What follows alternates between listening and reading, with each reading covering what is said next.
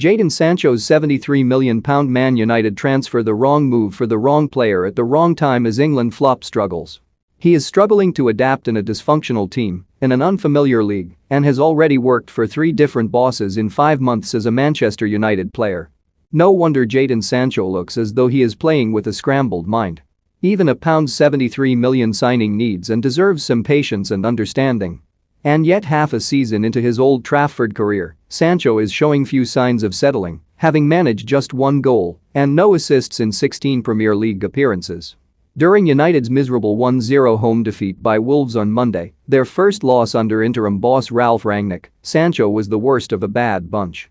He was guilty of poor decision-making and misplaced passes as he frequently lost possession, most glaringly when he led a United break but ran into traffic when Cristiano Ronaldo was waiting unmarked for an early scoring opportunity. This is an instinct player, renowned for his pace, dribbling and take-ons, seemingly playing with the weight of the world on his shoulders. United pursued Sancho for 18 months, but there were always doubts over whether he was the major recruit they truly needed, certainly when the club's defensive midfield department is so glaringly lacking in quality. Free bets, get over £2,000 in new customer deals, and while the subsequent marquee signing of Ronaldo may have been seen as a welcome limelight deflector, allowing Sancho to settle, it has only appeared to confuse matters for the rest of United's attacking players. Sancho was rightly lauded for his pioneering courage in leaving Manchester City and heading to Borussia Dortmund at the age of 17. In 104 Bundesliga appearances for Dortmund, Sancho averaged a goal or assist every 90 playing minutes, totaling 38 goals and 45 assists. Yet aside from perennial champions Bayern Munich, the quality of opposition in the Bundesliga is on the slide. It provides nothing like the competitive depth of England's top flight. Sancho's stats in German football, though staggering, may also be seen as flattering. Despite being capped for the seniors at 18, Sancho has netted only 3 times in 23 appearances for England, 2 of them in one crazy qualifier against Kosovo in 2019, and he has rarely had a genuine impact. During the Euros, while the spirit in England's squad was outstanding, Sancho was the only one of the 26 players said to have grumbled inside the camp about his lack of game time.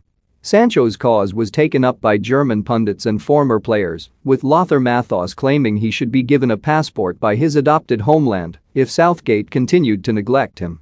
Yet England defeated the Germans without him, and after a decent display in his one tournament start, the 4-0 quarter-final drubbing of Ukraine, Sancho remained on the bench until the last seconds of the final.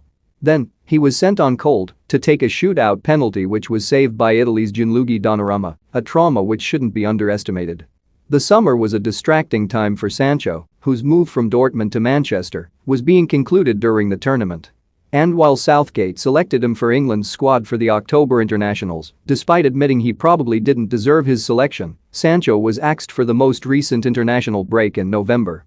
Other wide players, including Bukayo Saka, Phil Foden and Jack Grealish, have now overtaken him in the England pecking order. Sancho was far from the only player to suffer during the tortured final weeks of Ole Gunnar Solskjaer's United reign. He enjoyed his best moments for United, including both of his goals, during the 3-match caretaker stint of Michael Carrick. The arrival of a German, in Rangnick, must have seemed a potential boost for Sancho. Yet he has looked increasingly lost in the interim manager's 4-2-2-2 formation, which does not suit his obvious strengths as a genuine winger. Still only 21 and still new to Premier League football, Sancho